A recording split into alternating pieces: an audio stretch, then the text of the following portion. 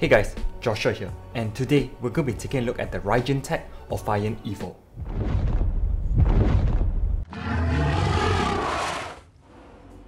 I wasn't really going to do a video on this since I'm going to be building in it anyway, but after looking at it alone, I think this needs its own standalone video kind of thing for itself.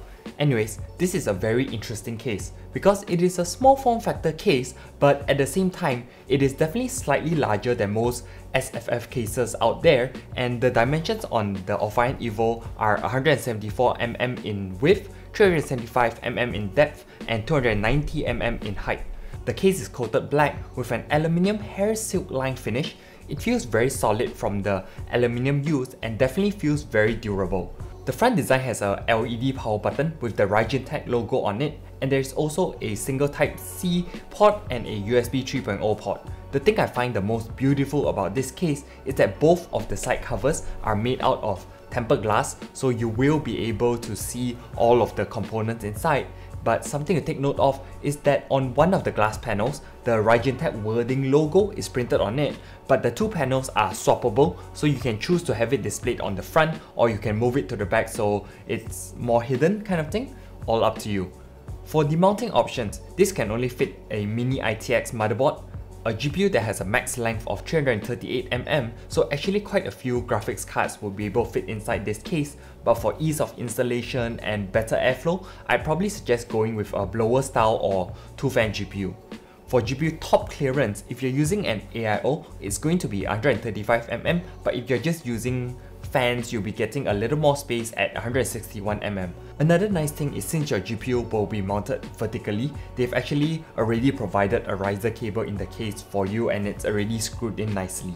The max height of a CPU cooler, if you're going for air cooling, is going to be 90mm in height, and another neat thing about this case is that you actually don't need to go and buy a small form factor power supply, you can just use a ATX power supply.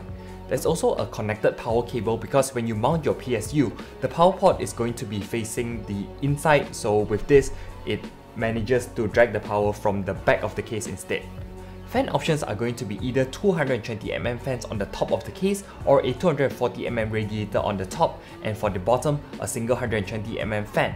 You'll also be getting 4 2.5-inch HDD or SSD mounts, 2 hidden in the front of the case and 2 on the bottom of the case, and should still be relatively hidden, but be aware that if you put your 2 drives on the bottom of the case, you will not be able to mount the bottom fans anymore.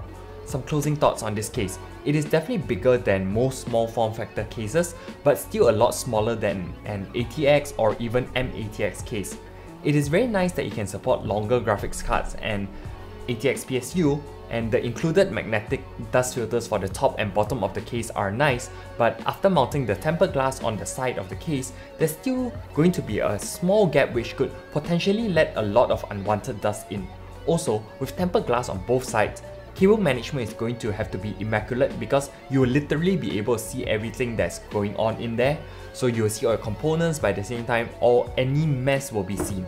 Anyways, I've begun building in this case and I'll let you know how it goes in the next video. Remember to like and subscribe for more tech and gaming videos, hit the notification bell to get notified when new videos come up, and I'll see you in the next one. Ciao!